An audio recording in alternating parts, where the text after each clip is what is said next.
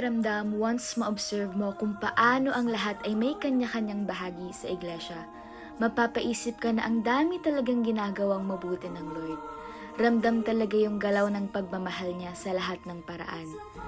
It's not really about the place, but it is still a home I want to care for dahil dito ako pinapalago ng Panginoon. Kaya, paano pa nga ba ako makakatulong sa burden para sa tahanang to? Meron tayong kapatirang bayanihan. It's our pledges every first Sunday of the month saved for our worship center's financial burdens. Para kay Lord at sa gawain niya to. After all, our giving should always be because we love the Lord Jesus.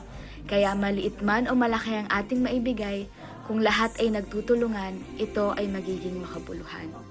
Join us in giving every first Sunday. Bayanihan tayo para kay Lord at sa kanyang iglesia.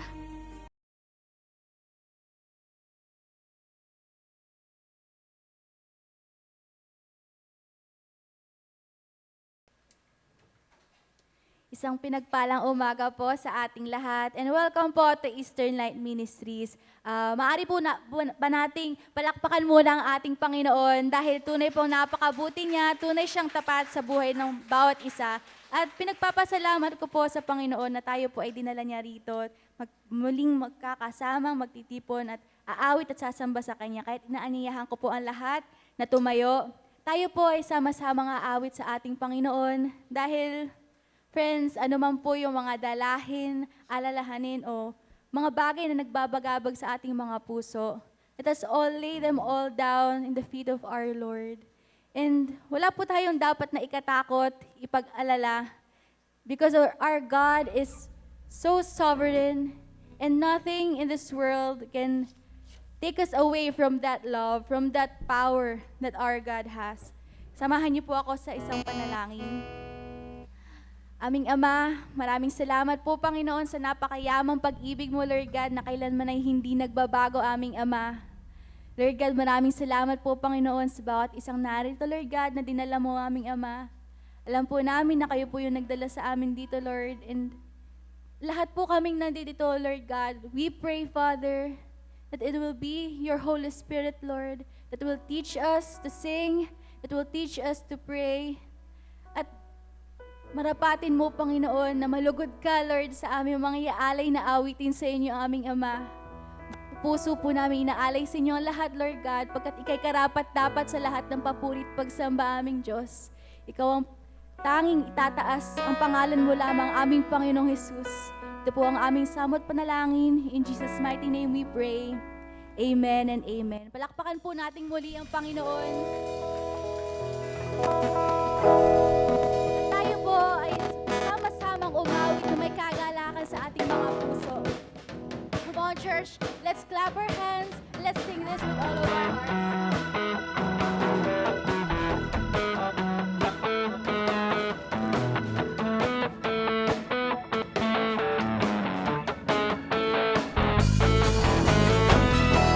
Tunay nga pong walang makakapag-iwalay sa atin sa pag-ibig ng ating Panginoong Jesus.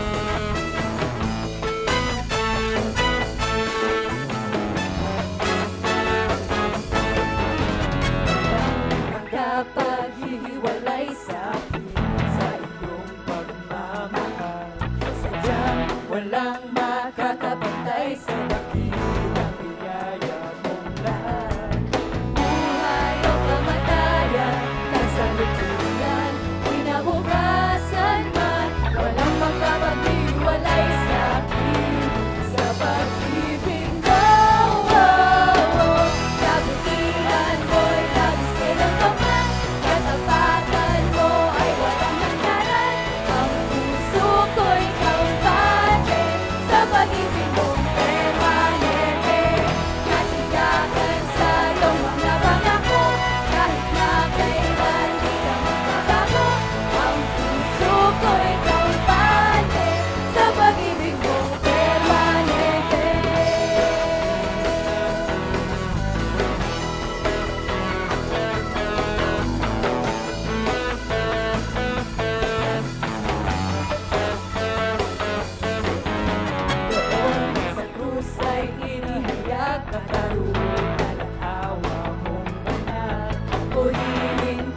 Sapagkat tanging ikaw, O Diyos, ang siyang unang nagmahal. Buhay o kamatayan, kasalukuyan, kinabukasan man, walang makapag-iwalay sa akin. Sa pag-ibig mo, kabutihan mo'y labis kailanman, katapatan mo ay walang hangganan. Ang puso ko'y kampante, sa pag-ibig mo permanente. Katiyakan sa iyong mga pangako, kahit na kailan di ka magbabago. Ang puso ko'y kampante, sa pag-ibig mo permanente. Hallelujah, O Lord Jesus! Maraming salamat, Panginoon, sa kapahingahan mo, kagalakan na nagmumula sa inyo, aming Ama. Kami po'y kampante sa inyong piling, Lord God. Kabutihan mo'y labis kailanman, katapatan mo ay walang hangganan. Ang puso ko'y kampante, sa pag-ibig mo permanente. Katiyakan sa iyong mga pangako, kahit na kailan di ka magbabago. Ang puso ko'y kampante, sa pag-ibig mo permanente. Kabutihan mo'y labis kailanman, katapatan mo ay walang hangganan. Ang puso ko'y kampante, sa pag-ibig mo permanente. Katiyakan sa iyong mga pangako, kahit na kailan di ka magbabago. Ang puso ko'y kampante, sa pag-ibig mo permanente. Purihin ka, aming Ama, aming Panginoong Jesus. Atin pong itaas sa pangalan ng ating Panginoon.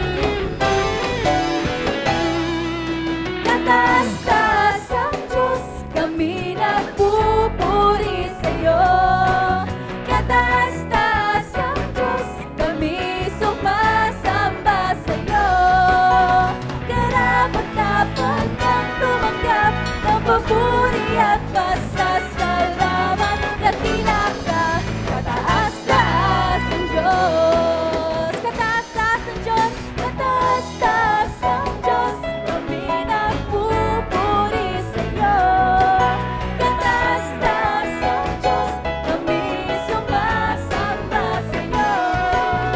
Karapat-dapat kang tumanggap ng papuri at pasasalamat. Dakila ka, kataas-taas ang Diyos. Minsan ba? Kataas-taas ang Diyos, kami nagpupuri sa'yo. Kataas-taas ang Diyos, kami sumasamba sa'yo. Karapat-dapat kang tumanggap ng papuri at pasasalamat. Dakila ka, kataas-taas ang Diyos. Karapat-dapat ka, karapat-dapat kang tumanggap ng papuri at pasasalamat. Dakila ka, kataas-taas ang Diyos. Dakila ka, kataas-taas ang Diyos. Dakila ka, kataas-taas ang Diyos.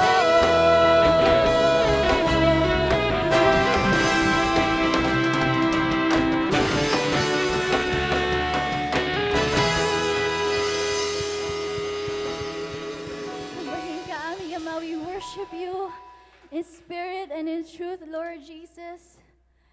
You alone are worthy, Father. 1 Timothy 1 verses 15 to 17 says, "It is a trustworthy statement, deserving full acceptance, that Christ Jesus came into the world to save sinners, among whom I am foremost of all. Yet for this reason I found mercy, so that in me as the foremost, Jesus Christ might demonstrate his perfect patience as an example for those who would believe in him for eternal life. Now to the King eternal, immortal, invisible, the only God, be honor and glory forever and ever. Amen."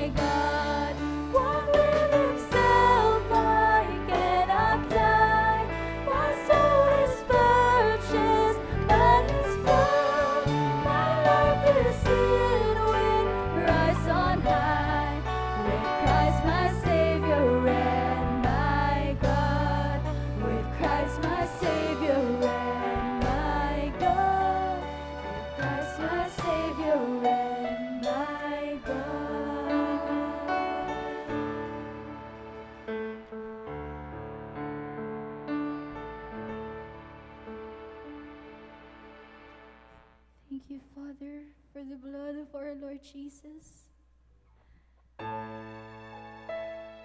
Aming Ama, walang makakapantay, Panginoon, sa kabanalan mo, O Diyos. Hindi po namin kayang abutin, Panginoon, ang pamantayan mo, aming Ama. But thank you for the blood of our Lord. Thank you for your mercy. Thank you for your grace, O Lord God. And for letting us see your holiness, Father, in our lives, Lord. Your righteousness and your goodness, Lord.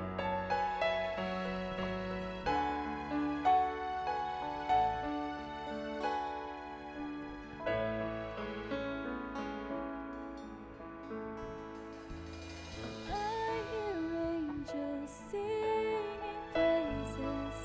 I see men from every nation bowing down before the throne.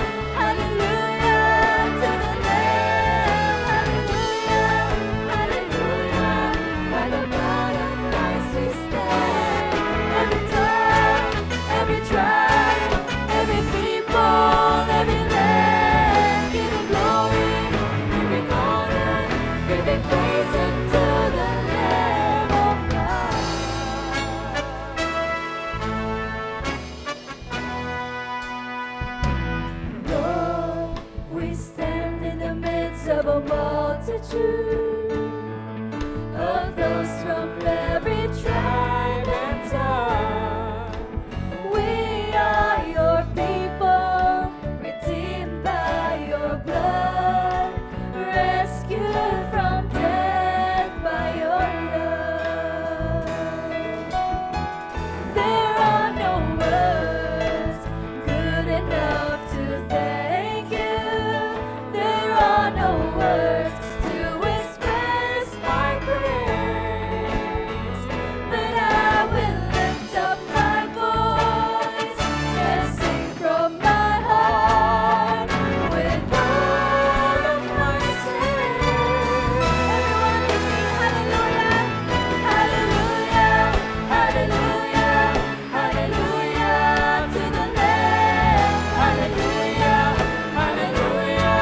By the blood of Christ we stand. Every tongue, every tribe, every people, every land, giving glory, giving honor, giving praise unto the Lamb. Hallelujah, hallelujah, hallelujah to the Lamb. Hallelujah, hallelujah. By the blood of Christ we stand. Every tongue, every tribe, every people, every land, giving glory, giving honor, giving praise unto the Lamb of God. Every knee shall bow,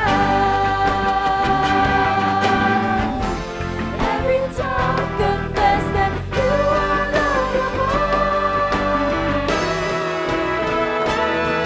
Hallelujah, hallelujah, hallelujah to the Lamb. Hallelujah, hallelujah. By the blood of Christ we stand. Every tongue, every tribe, every people, every land, giving glory, giving honor, giving praise unto the Lamb. Hallelujah, hallelujah, hallelujah to the Lamb. Hallelujah, hallelujah. By the blood of Christ we stand. Every tongue, every tribe, every people, every land, giving glory, giving honor, giving praise unto the Lamb. Hallelujah, hallelujah, hallelujah, hallelujah to the Lamb. Hallelujah, hallelujah. By the blood of Christ we stand. Every tongue, every tribe, every people, every land, giving glory, giving honor, giving praise unto the Lamb of God. Giving praise unto the Lamb of God. Praise unto the Lamb of God. Jesus Christ, Lamb of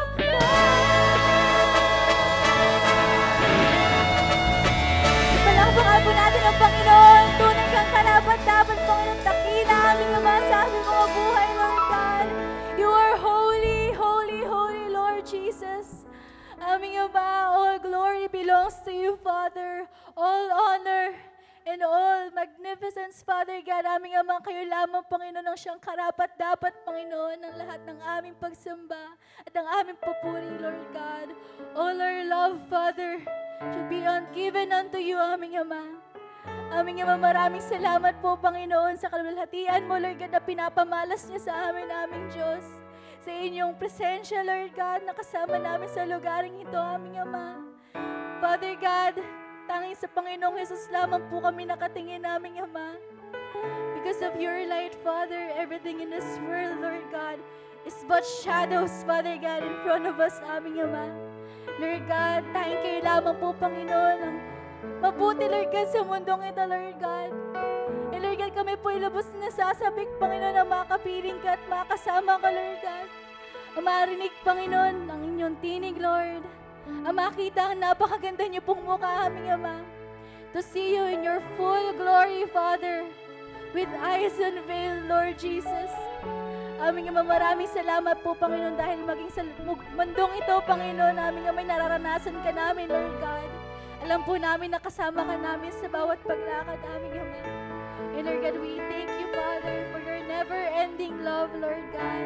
Sa pag-ibig niyo, Lord God, na kahit kailanman, Panginoon, na hindi po magbabago, aming Ama, katulad po ang aming Panginoong Jesus. For your sovereignty in our lives, Lord, that takes away all our fears, Father. Maraming salamat po, aming Ama. Lord God, sa oras pong ito, Panginoon, maluwalhati ang inyong pangalan. Tanging kayo lamang po ang aming sasabihin at papupurihan. Ang lahat pong ito, Lord God, ay binabalik po namin sa pinakamatamis sa pangalan ng aming Panginoong Jesus. Everybody says, Amen and Amen. Palakpakan po natin ang Panginoon.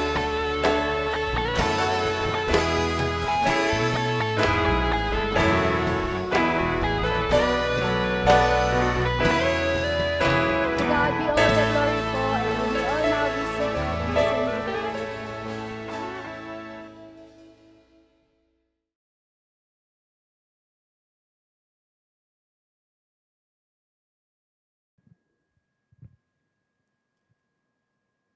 Before we pray, I'm reminded yesterday of this verse in Psalm chapter 46, in verses 1 to 2, and bago ho tayo manalangin, ay basahin po nating lahat ang salita po ng Panginoon sa Salmo 46, beginning in verse 1. God is our refuge and strength, and a very present help in times of trouble. Therefore, we will not fear. Let us pray.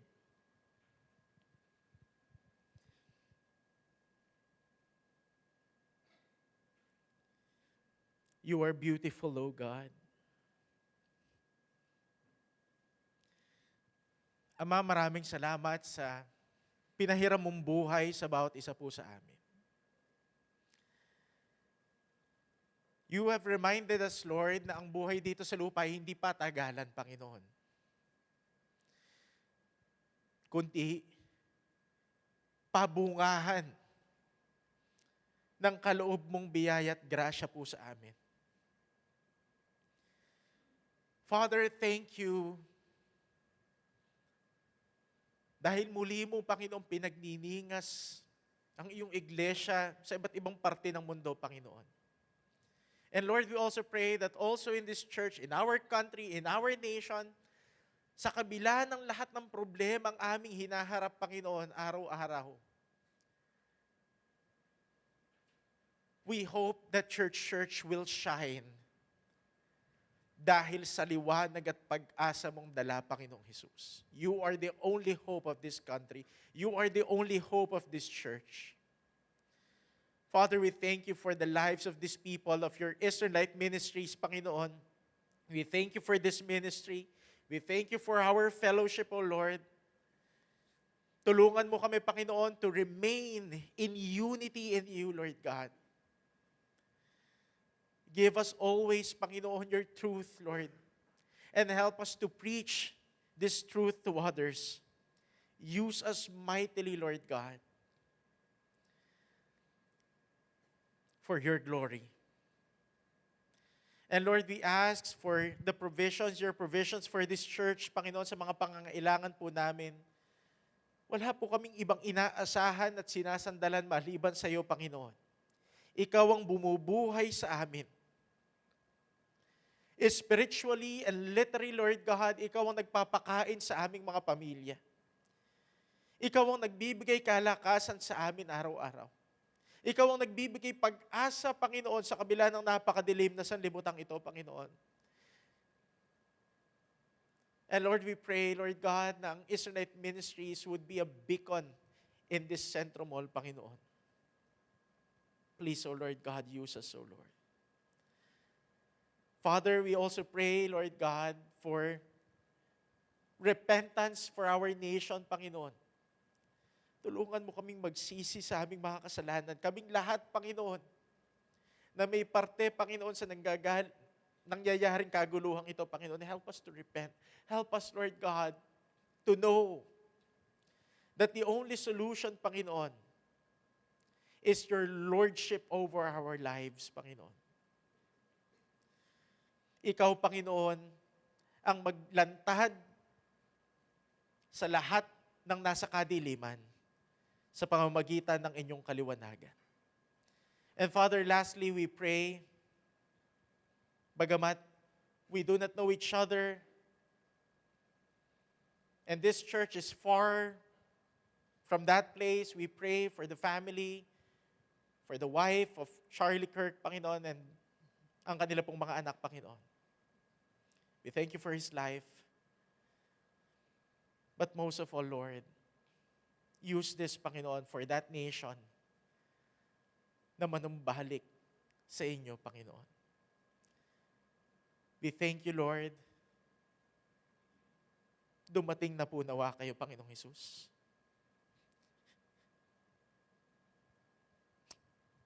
We pray this in Jesus' name. Amen. Amen.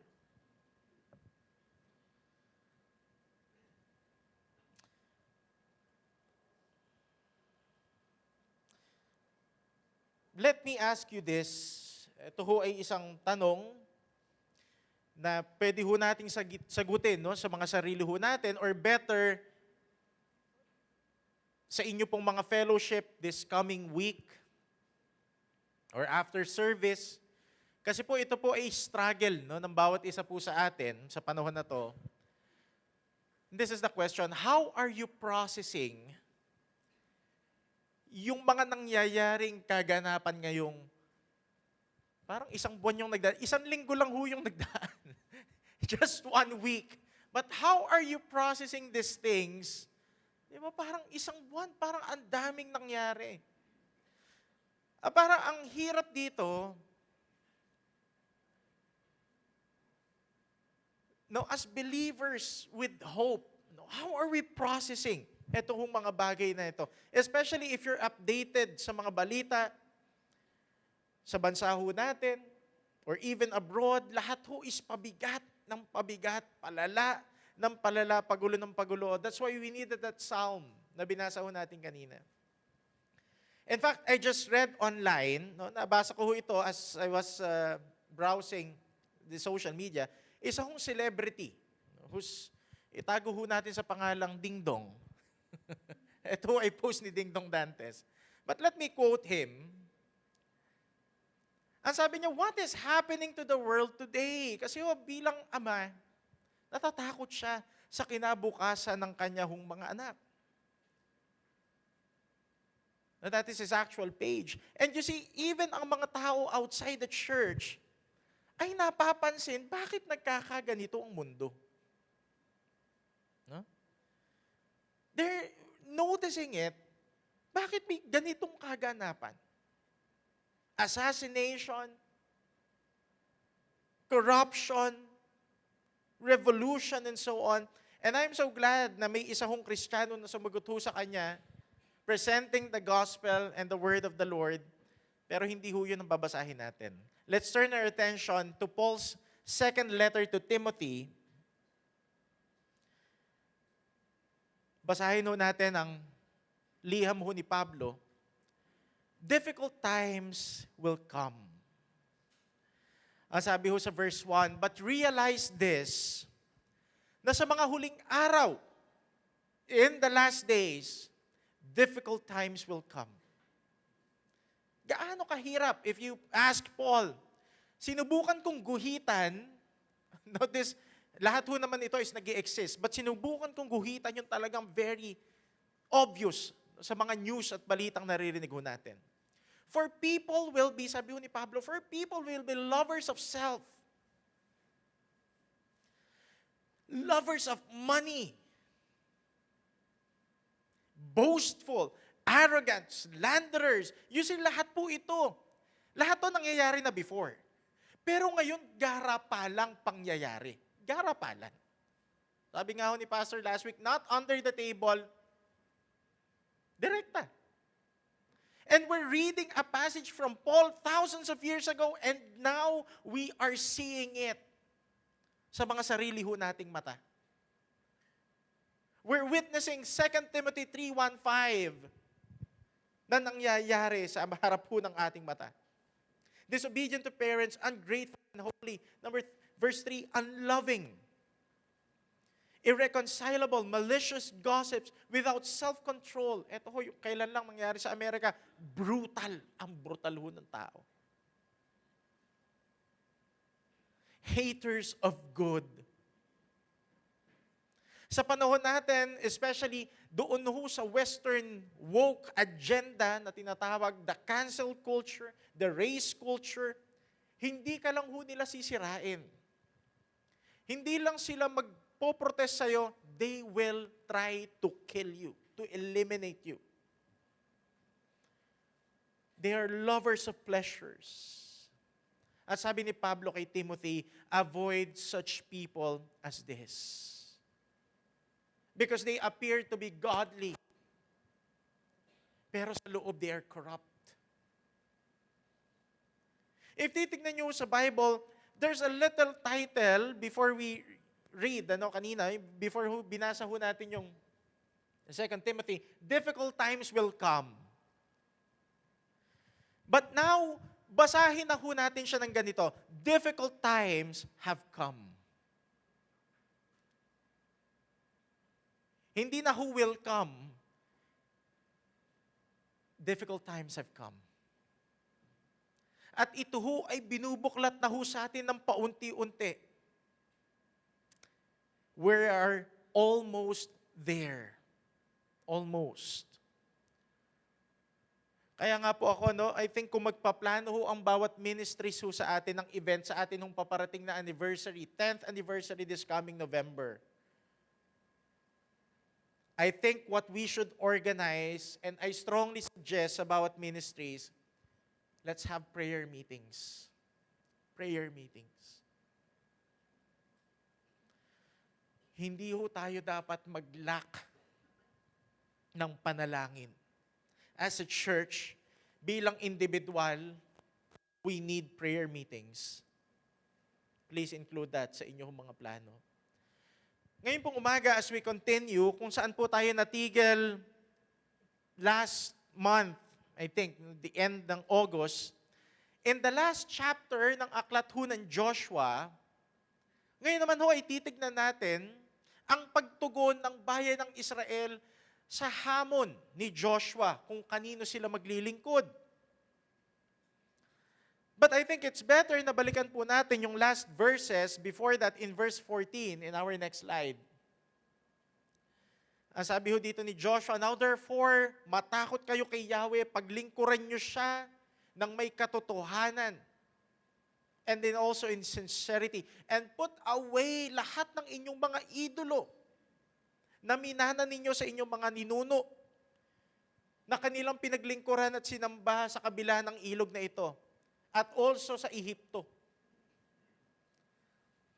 And last time, ito ho ang nakita natin by the commentary ho ni Francis Schaeffer, na ito hong mga tubig ho na ito, the river Euphrates, and also the river in Egypt and the Jordan River, ay sumisimbolo sa iba't ibang uri ho ng Diyos-Diyosan sa nakaraan, kasalukuyan, at hinaharap ng bayan ng Diyos. In fact, ito ho ay still applicable today in our next slide.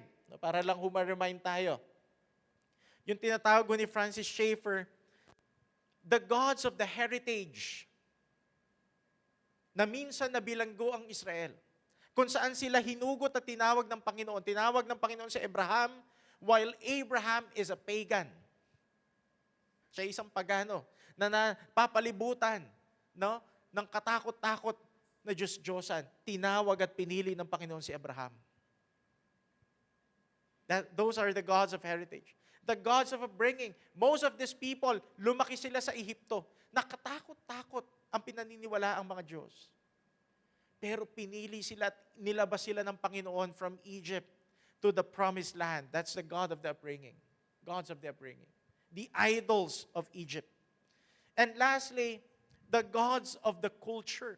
Nung nasa promised land ang Israel, hindi pa rin na-eliminate totally ang idolatry because napapalibutan sila ng mga paganong bansa.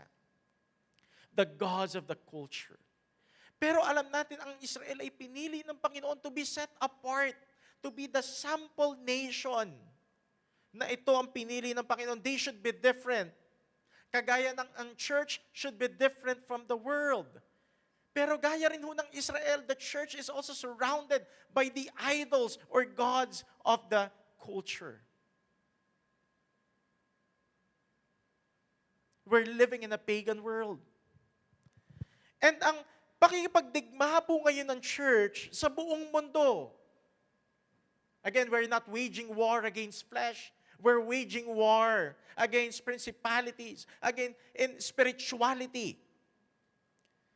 Ay ito hong tatlong idolo ho na ito, but especially the third one. Ito ho ang panahon in which people ay nakapailalim sa impluensya ng Diyos-Diyosa ng kultura. A pagan culture. Next slide. The pagan culture is the worship of things. It's the worship of money. It's a worship of concept. It's a worship of ideology. Kultura ho yan. That's a culture. And you see, nakapaloob ho sa idol ng kultura ng kapanahunan natin itong lahat ng issue na napapakinggan at napapanood ho natin.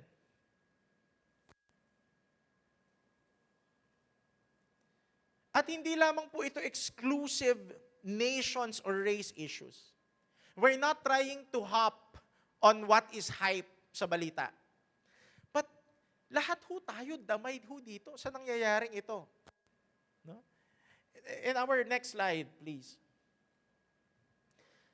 Like yung mga billion ho na flood control ghost project sa bansa natin. Nagkaroon ho kailan lang ng revolution in Indonesia. Until now, there's a revolution in Nepal. May nangyayari pong mass school shooting sa US. I think last week or 2 weeks ago sa Colorado. Nagkaroon ho ng isang bus murder sa isang immigrant. And recently, just this last week, the assassination of Charlie Kirk. If hindi po kayo familiar with Charlie Kirk, siya ho'y isang mananampalataya. He's a Bible-believing Christian. Napakabata. He's only 31 years old. Matanda pa ho ako. And he's a father, a husband. Marami hong kabataan ang tumitingin ho sa kanya as a leader of this generation. And he's assassinated. Why? Dahil umiikot siya sa mga university sa US, challenging the pagan culture beliefs. He waged war against demonic ideologies, gender myths, abortion, morality, and the truth claims of the Bible. Nakikipagdigmaan ho siya in terms of the mind and of the speech. Ang iba, nakikita ho siya as political activist. Well, I'm not saying that Kirk is the perfect example of a believer. Hindi ho natin kailangan to agree with him, especially with his political views. No? But at the end of the day, Charlie Kirk is a believer. He's a brother. He's a follower, a disciple of Christ. Sabi nga ho ng iba, why is it yung assassination ni Charlie Kirk, it affects me so much? Hindi ko naman siya kilala. Nasa Pilipinas ako, nasa Amerika yung issue. But that is the unity na meron ng church. Hindi tayo magkakakilala, but when someone sa loob ng iglesia may nangyari, naapektuhan tayo. Because that is the body of Christ. And alam nyo, glory to God, dahil through that ministry, people are encouraged to think.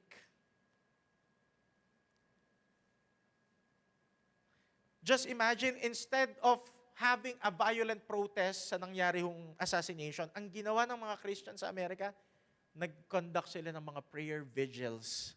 Hindi lang ho sa loob ng church, sa mga university, sa mga park, nagkaroon ho ng mga prayer vigils. Wala hong pagsusunog ng gusali or whatsoever. They pray. There are testimonies ng mga transgender people na bumalik sa kanilang original na function. Atheists becoming Christians. Suicidal people turning to Christ. Abortions na hindi natuloy because of the ministry of this guy. That is glory to God. Ngayon ho, itong mga issues ho na to, especially this heavy corruption in the government, hindi rin ho ito isang political na issue. Because if there's one thing na papasukin ng church, is for it to be political. Ayaw na ayaw ho natin. But this is not a political issue. Ang nangyayari yung ito is a moral and the heart issue. That's why kasama tayo. Kaya naririnig nyo sa preaching. Because it's a moral, it's a heart issue. Why? Kasi ho sa panahon na natin, panoorin niyo ang balita, ni isa sa mga napangalanan, walang umamin. Can you imagine that? That's the type of heart meron ng mga tao ngayon. Kaya ka nilang tignan sa mata at sabihin nila sa iyo, ni 5 wala akong ninakaw. Tindi. For years and years and years and years na sila ho'y nasa posisyon, kaya nilang sabihin sa mata ng isang tao wala silang ninakaw. Ganun ho kakapal. Ang kalyo, ang ketong sa puso ng mga tao sa panunuho natin. Lahat sila inosente. No one pleads guilty. We have in our day, perhaps, isa ho sa pinaka mataas na antas of spiritual numbness and of spiritual leprosy sa kasaysayan ng bansa, if not of the world, since the days of Noah. Since the days of the Pharaoh in Egypt. Ito ho'y tunay na korupsyon ho sa puso ho ng tao. Nearing its peak, kasi ho, ang peak ng corruption mangyayari sa Great Tribulation. Just imagine, nandito pa ang church, ganyan na ho ang sitwasyon. Just imagine if the church is gone, is raptured. Yun lang ho assassination na yun, ang daming tao, they rejoice. Online, nakakakilabot. Nakakakilabot. Rejoicing someone's murder. And there's only one way, sabi ho ni Joshua, kung papaano natin haharapin at didigmain ang Diyos-Diyosan ng kultura, ang mga Diyos-Diyosan at pagano na nakapalibot sa atin. That's verse 15.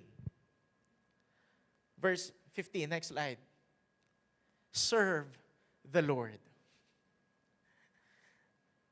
Verse 15, and if it seems evil to you to serve the Lord, choose for yourself this day kung sinong paglilingkuran nyo, whether the gods which your fathers served, that were on the other side of the river, or the gods of the Amorites, na kinabibilangan nyo ngayon. But as for me, ang sabi ho ni Joshua, ngunit sa akin at sa aking sambahayan,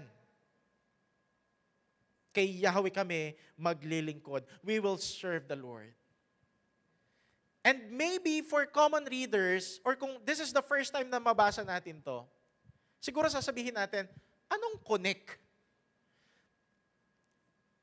Binunyag ni Joshua ang mga idolo sa kanilang nakaraan, sa kanilang kasalukuyan, at possibly sa kanilang hinaharap.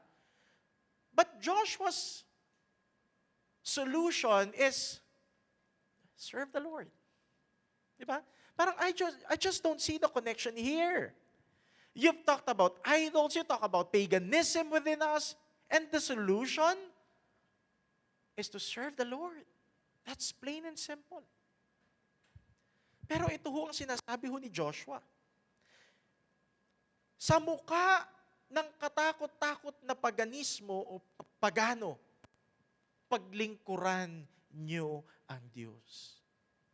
Kung kayo ay mananampalataya, despite sa nangyayari sa paligid natin, despite the pagan culture and practices na nangyayari ho sa panahon natin, serve the Lord. In the face of corruption, serve the Lord. In the face of brutal violence, serve the Lord. Continue in the service to the Lord. Do not stop. Yung pala. Kasi there are many Christians, anong gagawin natin? Ngayon, nasadlak tayo sa ganitong issue. Ang Christians ay kinamumuhian na talaga literally to the point of killing them. Anong gagawin natin? Joshua gave us the answer. Serve the Lord. Paglingkuran niyo ang Diyos. That could mean as a whole church or personally, ano yung conviction galing kay Lord para sa'yo. Because we have different fields. Kung ikaw ay guro, kung ikaw ay abogado, kung ikaw ay mayor, kung ikaw ay pastor, serve the Lord. That's the only answer of Joshua to all this paganism na pumapalibot sa bayan ng Israel that time. Sabi niya sa Israel, you're surrounded by idols in your past, in your present, and in your future. But as for me and my house, we will serve the Lord. That's the solution to all idolatry. Serve God, and Him alone you serve. Serve Him as a wife. Serve Him bilang husband. Serve Him bilang ama. Serve Him bilang anak. Serve Him bilang isang mananamba. Serve Him as a faithful mayor, as a faithful governor, as a faithful senator, as a faithful pastor. Serve the Lord. Hindi ko ho alam kung dumaan sa mga social media feed ho ninyo, but there's this, meron hong kumakalat ho na message, going post online, amongst the churches here, sa syudad ho natin, who are praying for nations healing. Nations healing. But let me ask you, is our nation, ang bansa ho ba natin, ang kailangan ba natin is healing? Healing ba talaga? Healing from what? How can you heal from decades of corruption? Magbati-bati na lang, kalimutan na lang natin yung issue. Let's pray for peace. Manahimik na lang tayo. Is that the type of healing na gusto ho natin? That is not healing. Sometimes, yung gawi ho natin ng panalangin is always about the most easiest. Let's pray for healing. Anong healing? Di ba dyan ho galit na galit ang Panginoon? Wala na kayong pakialam sa hustisya, wala kayong awa, wala kayong habag, wala kayong pag-ibig sa tao. And you're praying for healing? What about repentance? Kaya nga sabi ko sa inyo, kung meron ho tayong ipapanalangin sa bansang Pilipinas, that should be, Lord, help us to repent. Ang pinaka hindi ginagamit na salita sa mga churches nowadays, repentance. Help us to repent. Help us to love justice. Help us to love mercy. Tulungan mo kaming magluksa sa kasalanan ng aming bayan. Kasi more than healing, what our nation needs at the moment, and actually every day, ay pagsisisi.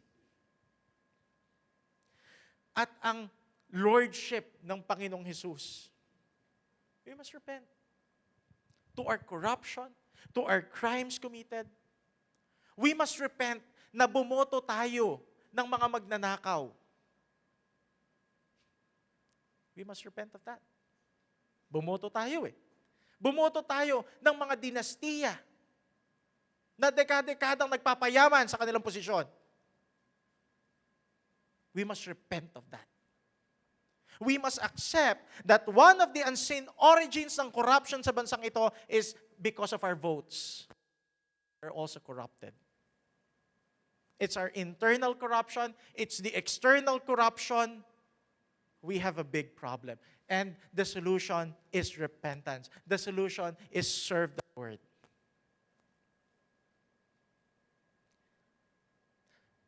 Kaya di ba, hindi nagtataka minsan ng tao, bakit kaya walang umaamin? Kasi artista yung mga binoto natin. Natin, ha? Inano ko na yung sarili ko. Kaya magagaling silang mag-deny kasi artista ho sila. But here's the response. Ano hong tugon ng tao ho kay Joshua in our next slide? Here's the response of the people to Joshua. Verse 16. So the people answered and said, sabi ho ni Joshua, no? But as for me and my house, we will serve the Lord. Sabi ng mga tao kay Joshua, the tribes of Israel, far be it from us that we should forsake the Lord para maglingkod sa mga idolo. Far be it, Joshua. For the Lord our God, siya ang nagpalaya sa amin at sa aming mga ninuno sa lugarin ng Ehipto. From the house of bondage. Gumawa si Yahweh ng katakot-takot na himala sa aming mga mata. And has preserved us in all the way that we went among all the people through whom we passed. And the Lord drove out before us all the people. Pinagtanggol tayo ng Panginoon, including the Amorites who dwell in the land. Kaya naman Joshua, we also will serve the Lord, for He is our God. Siguro sabi ni Joshua, yes! I knew it. Sabi ko na mababait kayo. Kung tayo ho si Joshua, I think this is the most positive response that you expect sa mga tao mo. Diba? Sabi niya, me and my house, we will serve the Lord. Tapos sumagot yung tao, kami rin, suportanta ka. Sinusuportahan ka namin, Joshua. Kay Yahweh din kami maglilingkod. Di ba positive? Walang problema. Ni isa sa mga tribo ng Israel, walang kumontra. Kung tayo yung nandun, baka tinawag na nating revival. Ay, may revival. Hindi, lahat ng tao, kay Yahweh daw maglilingkod, revival. Cooperative eh. Pero tignan ho natin, bulay-bulayin natin ang sagot ni Joshua in verse 19, in our next slide. But Joshua said to the people, you cannot serve the Lord. Hindi nyo siya kayang paglingkuran. For He is a holy God, He is a jealous God, and He will not forgive your transgressions nor your sins. Bakit ganito? Di ba parang, kung tayo nandun, Joshua, yung totoo. Ano ba? Anong trip ito? Nag-aapoy na yung Israelites eh. They are burning, their hearts are burning dahil narinig nila yung kasaysayan ng pagliligtas ng Panginoon sa kanila from Abraham to Joseph to Exodus. Nag-aalab ang puso nila. Kami rin, kay Yahweh kami maglilingkod. Tapos parang imagine, si Joshua kumuha ng timbang punong-puno ng tubig, binuhusan yung kanilang apoy. Diba? Hindi nyo magagawa yan. Banalan Diyos eh. Sa panahon natin, baka tawagin pa natin, Joshua, parang may false spirit ka. Hindi ka positive. Hindi gumagaan ang loob. Bumibigat ang loob ko sa iyo, Joshua, bumibigat. I think this response is very similar to the gospel account in John. Basahin natin in John chapter 2. Ito ang Panginoong Yesus. Almost similar. Sabi ho dito in verse 23, na when He was in Jerusalem, sa panahon ho ng Pasko, sa pagdiriwang hong iyon, maraming naniwala sa Panginoon. When they saw the signs which He did, nakita nila ang daming himala ng Panginoon. Grabe. Sabi nga ni John, hindi lang namin naisulat lahat kasi hindi kakayaning hawakan ng mundo kung sinulat namin lahat ng ginawa ng Panginoon. When they saw the signs, many believed in the Lord. But notice this, verse 24. But Jesus did not commit himself to them because he knew all men. Verse 25, and he had no need that anyone should testify of man, for he knew that was in man. Another example, Matthew 15. Sabi ho ng Panginoon, hypocrites, well did Isaiah prophesy about you, saying, this people draw near to me with their mouth and honor me with their lips, but their hearts are far from me, and in vain they worship me. Teaching as doctrines the commandments of man. You know why? Because ang rason ho ng Israel sa kanila hong pananampalataya, sa kanila hong pag-anib, sa kanilang pakikiisa kay Joshua is nakabase lamang merely sa kanilang nakita at naranasan sa Panginoon. That's the basis of their faith. I saw it. I felt it. Naramdaman ko, nakita ko, kaya Joshua, kay Yahweh kami maglilingkod. Sabi ng author ng Hebrews, in our next slide, the author of Hebrews stated this, faith is the substance of things hoped for, the evidence of things not seen. Evidence of things not seen. Kapareha nung John na binasa ho natin in John chapter 2, kasi ang sabi doon, maraming naniwala kay Jesus when they saw the signs. Nung nakita nila ang mga himala ng Panginoon, naniwala sila. Teka, eto nga ata ang Messiah. Eto nga ata ang pinadala ng Panginoon. In the days of Joshua, the same.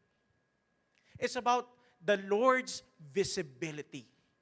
Nakikita nila ang gawa ng Panginoon. It's about visibility. His observable actions, His mercy, His blessings, His patience. Aba, sabi nila, kay Yahweh na kami, sa Panginoon na kami. Hindi kami magugutom.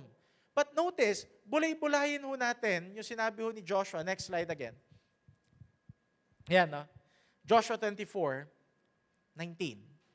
Bulay-bulayin natin tong perspective na to. Dahil dito tinuturuan ng Holy Spirit si Joshua sa kung ano ang isasagot niya. Ito ang sinabi niya. Joshua said to the people, you cannot serve the Lord. Sa anong dahilan? For He is a holy God. He is a jealous God. At church, ito ho ang pananaw na kailangan din ho natin. Dahil ang rason ni Joshua sa kanyang katapatan sa Panginoon, sa kanyang serbisyo at paglilingkod sa Panginoon, sa kanyang pagsamba sa Panginoon, ay hindi nakabase sa mga pagpapala ng Diyos sa kanya. Sa mga nakita niya, na witness niya. Hindi rin dahil sa magandang sitwasyon ng Israel nung panahon na yon, because they are at peace. Hindi rin dahil sa kanilang kalagayan. Hindi dahil maganda ang buhay nila. Hindi dahil payapang Israel. Si Joshua ay para kay Yahweh at kay Yahweh maglilingkod because si Yahweh ay si Yahweh. God is God. I am that I am. Iyan ang sinabi ng Panginoon kay Moses. Wala siyang pinakita kay Moses of anything. Ang sinabi ng Panginoon, sabi ni Moses, anong sasabihin ko sa kanila? Anong iyong pangalan? I am that I am. Hindi niya kailangan magbigay sa iyo ng portfolio, makita mo to, and so on, ginawa ko yan, and so on. Hindi. I am that I am. It is embedded, nakabaon sa kung sino ang Diyos. Si Yahweh ay banal. Iyan ang, as for me and my house, we will serve the Lord. Kung tatanungin nyo, why Joshua? Because God is holy. Not because He's faithful, not because He's good, because He's holy. He deserves my worship. Si Yahweh ay banal. Si Kristo ay banal. Ang Espiritu Santo ay banal. That's why Joshua is all for God. Because God is God. Have you also noticed, ang pinaka-in-emphasize ni Joshua sa character or attributes ng Panginoon Diyos ay ang kabanalan ng Diyos. It's not even His love. Although the Bible told us that God is love, pero dito, yung parang inawit din ho natin kanina, in the book of Revelation, the angels repeatedly singing, Holy, Holy, Holy is the Lord God Almighty. Bakit? Because ang katangian ng kabanalan ng Diyos ang siyang naghihiwalay sa tunay na Diyos sa lahat ng mga Diyos-Diyosan sa sanlibutan ito. Yan ang kailanman hindi kayang gayahin ni Satanas. Hindi kayang gayahin ng dyablo. Kaya niyang mag-produce ng kunwaring pag-ibig. Kaya niyang mag-produce ng kunwaring kasaganaan. Kaya niyang mag-produce ng kunwaring kagalingan. Pero ang hindi kailanman mapuproduce ng kaaway ay ang kabanalan ng Diyos. Ang kabanalan ni Kristo. At ang kabanalan ng Banal na Espiritu Santo. Kailanman ay hindi magagaya ni numan. That's why for Joshua, you cannot serve Him. He's too holy. He is holy. Holy God. Nakakatakot ang kabanalan ng Diyos. That's why Joshua is one of the most pinakamatapang na tao because he feared only God. Satan will never duplicate God's holiness. Kanya iyon ang inalis niya kay Adan at Eva. Dahil si Adan at Eva ay binabalutan ng kabanalan ng Diyos. Ayaw niya. Ganon din tayo. That's why nung namatay ang Panginoong Hesus, we are clothed by the holiness and the righteousness of Christ. He's defeated. We cannot duplicate the commitment na meron tayo sa mga dati nating relihiyon. We cannot duplicate the love we have for other things because God is above all. He is holy. You're not holy. Nothing is holy except God.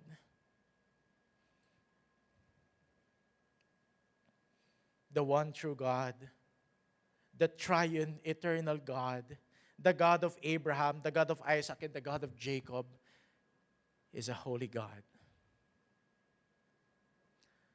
Next slide.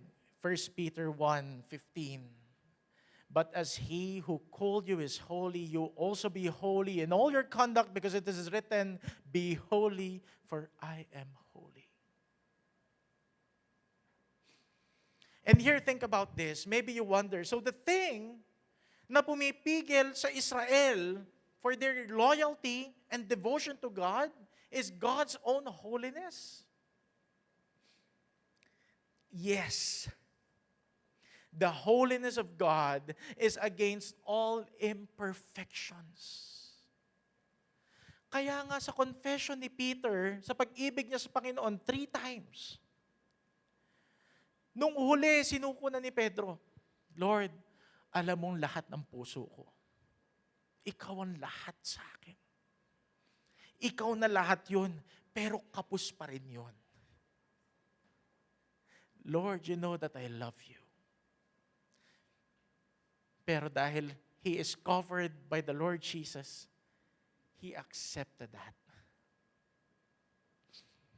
Because even Peter could not give the perfect devotion and love for his Savior and Lord. Alam niyo ho, no? God does not gain anything pag sinabi nating maglilingkod kami sa iyo, Panginoon. Hindi ho siya nadadagdagan. Hindi ho nagbe-benefit ang Panginoon sa atin o kahit kanino man. Worship does not change the status of God, it changes us. Worship does not change God, it changes us.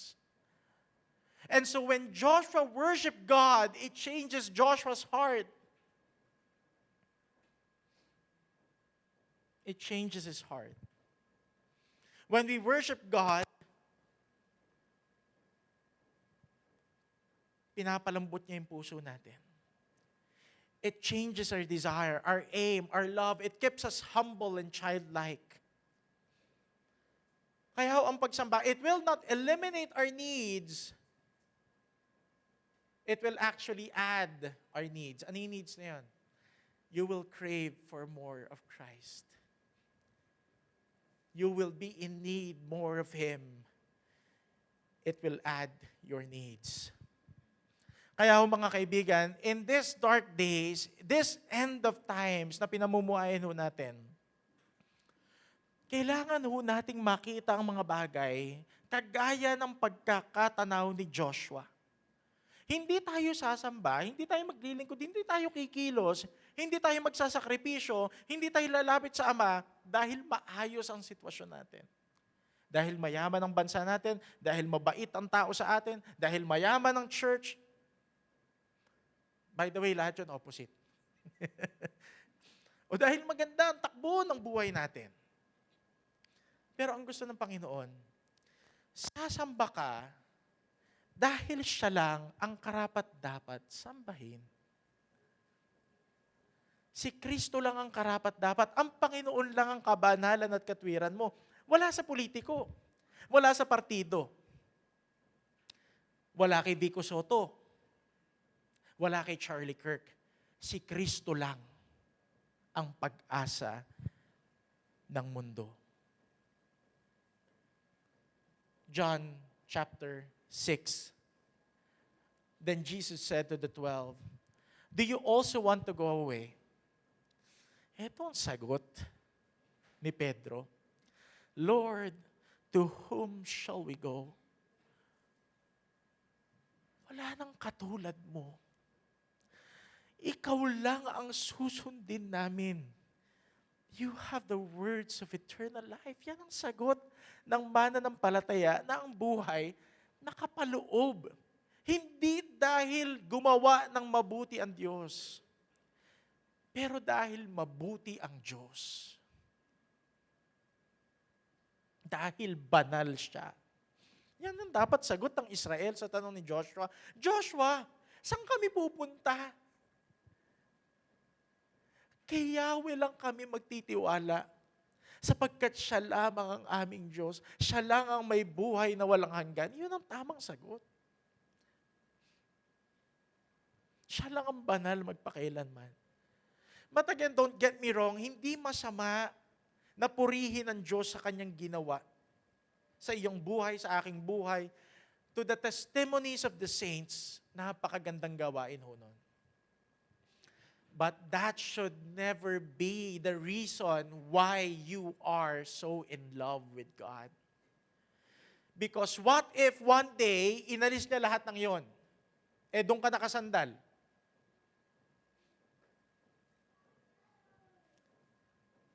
Just like this one in Job chapter 1.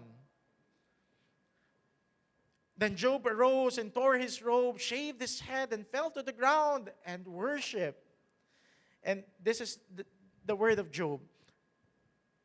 Hubad akong lumabas sa aking ina, sa sinapupunan ng aking ina. Hubad din akong babalik sa Panginoon.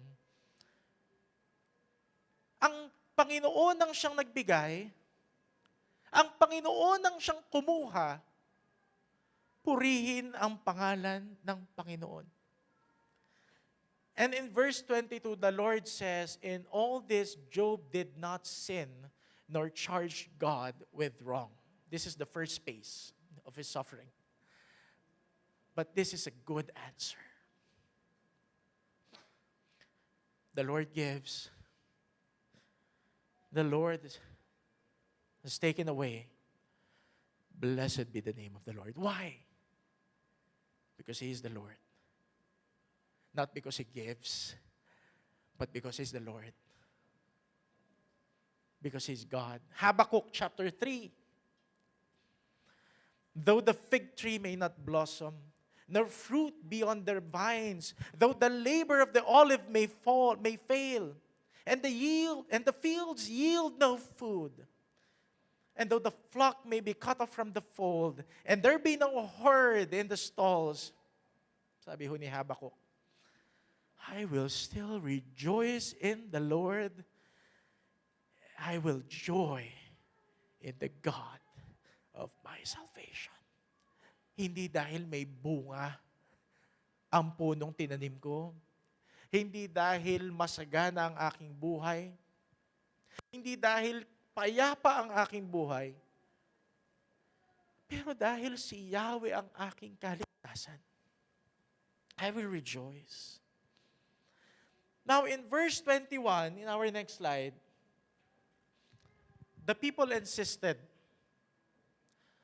no, Joshua, we will serve the Lord. We will serve Him. Kaya sabi ho ni Joshua in verse 22, you are witnesses against yourselves that you have chosen the Lord for yourselves to serve Him. You have chosen Him, then do it. At sabi nila, itong tugon nila, we are witnesses. And I will end with this. Hindi mo kailangang maging pastor to be a witness for God. Ito hong pulpit ho na ito, this is a Sunday pulpit. This is a holy pulpit reserved only sa salita ho ng Diyos. Pero alam nyo, there is another one, a bigger pulpit than this one, but complete opposite of this pulpit. Because yung pulpito na yon is very hostile. That pulpit might break you. That pulpit will challenge you. At yan po ay ang mundo paglabas natin sa lugar na to. That is also pulpit. That is a pulpit for every Christian. Pulpito ho ang sanlibutan ito para sa iglesia ng Panginoon. Because we are also preaching the way we live, the way we serve God, the way we speak, the way kung paano natin ipasa ang pagkakakilala ho natin sa Panginoon sa mga susunod na henerasyon. Kaya ho, the moment we step out of this fellowship ground, paglabas ho natin dyan, each of us ay papasok sa isang pulpito. That you and I are called to enter by God. And again, sabi ko nga, that pulpit might be our death, gaya ng nangyari kay Charlie Kirk. Universities, yung mga universities sa US, that's his pulpit, and he's killed on that pulpit by telling the truth.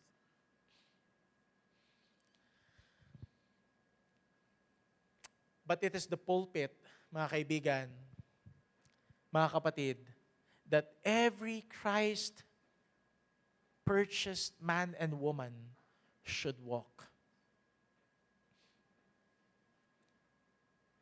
Grabe, no? Hindi ko pa rin ma-imagine. Si Charlie Kirk, he's hated by so many people because he stands on the truth that man is a man, woman is a woman. Man cannot be a woman, woman cannot be a man. And he is hated by that. ABC knowledge. Napatay siya because of that.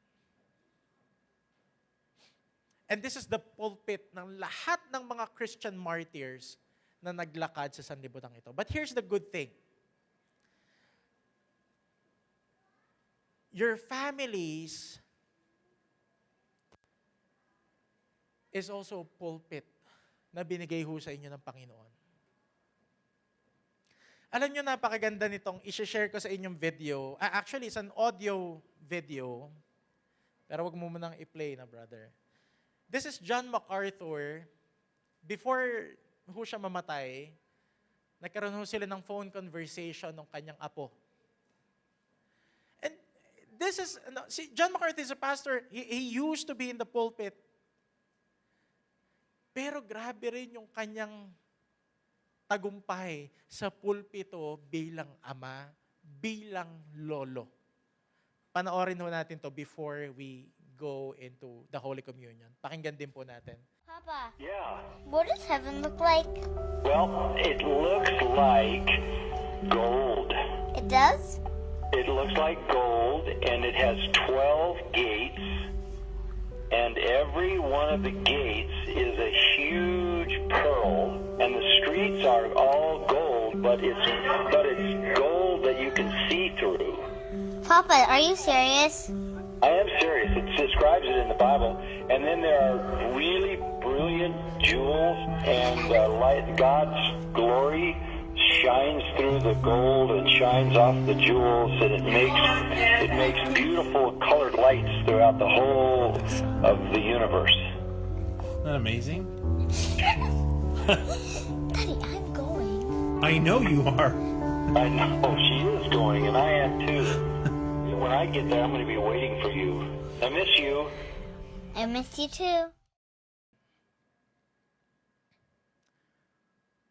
The one who comes behind us, sabi nga nung awit, may find us faithful.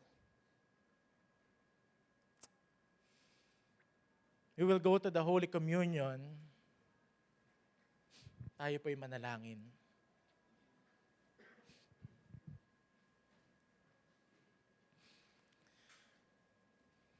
Our Heavenly Father,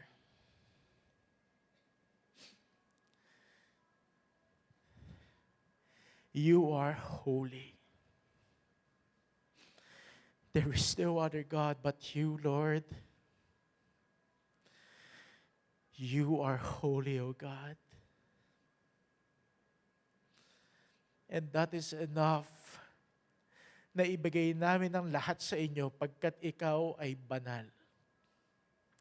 Ikaw ay Diyos magpakailanman. Walang panimula at walang wakas. Everlasting to everlasting God, you are God. Samahan niyo po kami, Panginoon. Even the Holy Communion speaks highly of your return, O God. And we're longing to see that day, Lord Jesus, to hear the trumpet calls from heaven. And we will meet with the dead saints first, who are fully alive, Lord God, na ang kanilang mga katawan ay bubuuin ninyo, Panginoon. At lalabas sila sa kanilang mga libingan at sila'y sasalubong sa isa himpapawid at kami susunod pagkatapos nila, Panginoon. We are longing for that moment. Oh Lord, what a joy. What a joy. Father, we pray, make us useful, O God. Make us bold in this pagan culture. Tulungan mo kami, Panginoon, huwag ikahiya ang ebanghelyo mo, Panginoon. Huwag ikahiya ang katotohanan mo, Panginoon. Huwag ikahiya ang salita mo, Panginoon. For you have said, Lord God, ang mga nagkakahiya sa iyo, Panginoon, ay ikakahiya mo rin sa Ama. Help us not to do that. Help us to be brave. Just as our brother Charlie. Help us to be brave. Just as the saints before us, O Lord. Help us to stand in the strong foundation, who is our Lord Jesus Christ. Panginoon, tulungan mo ang Eastern Light Ministries, Panginoon, as we are going to celebrate another year for the month of November. We have no other words, but it's all about you. It's all for you. Lord Jesus, you are the center of this church. You are the Lord of this church, the Lord of our lives. Tugunan mo po ang aming mga panalangin, Panginoon. Meron din po kaming pangangailangang material at pinansyal, Panginoon. Tugunan mo po kami, Panginoon. Sapat lamang ang aming hinihingi sa inyo upang hindi naman kami yumabang. Bigyan nyo lamang kami ng nararapat sa aming puso at sa aming pangangailangan.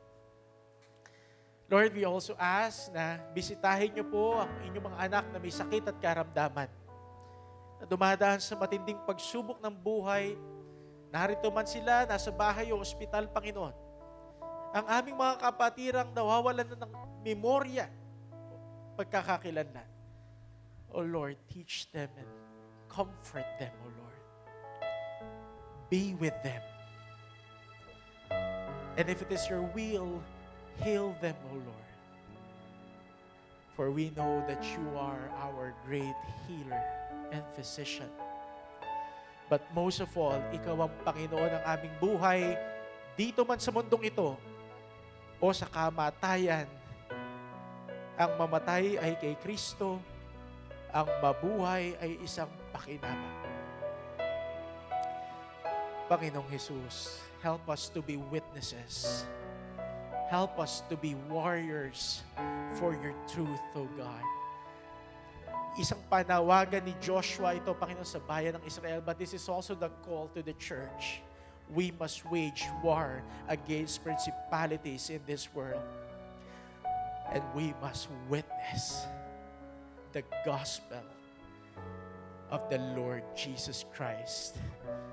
Dahil iyon ang aming mandato, Panginoon, na buong kagalakan naming gagawin sa pamamagitan ng inyong banal na Espiritu Santo at sa kagalakang kayo ang nagkakaloob. Provide us the strength. Equip us, O Lord God, for this mission. And Lord, we also pray that you bless our tithes and offering, the more than tithes and offering, and our pledges, Panginoon, for the work of your church, for the things na kakailanganin po namin. We may now distribute the bags. Maraming salamat sa biyayang pinagkaloob mo sa amin. Tulungan mo naman kaming pagpalain ang iyong iglesyang ito, Panginoon, na may pangangailangan buwan-buwan. Salamat po, Panginoon. We thank you, Father, O God. We thank you that you're looking into our hearts. We thank you that you're not looking to what we can give, but you're looking in our hearts, Lord God. Bless these people, O Lord. Let these sacrifices ay maging tanim sa iglesyang ito, that one day ay tutungo sa pag-ani. Tulungan mo po kami magmahalan sa isa't isa, magpatawaran sa isa't isa, ngunit higit sa lahat, ang ibigin ka ng higit sa lahat. Convict us, O Lord, of our sins. Lead us always into repentance. And Lord, we pray for the Philippines, O Lord. We pray na gabayan niyo po ang aming mga leader. May tiwala man kami o wala, Panginoon, we know na nilagay niyo sila doon for a purpose. And we still trust your sovereignty over them. Dahil sinabi mo, Panginoon, through Joseph, they meant it for evil, but you meant it all for good. All things work together for good to those who love God and are called according to His purpose. We thank you, Father. We thank you, Lord Jesus. Ito po ang aming dalangin ng may pag-asa sa bukas na haharapin namin, Panginoon. Samahan mo po kami.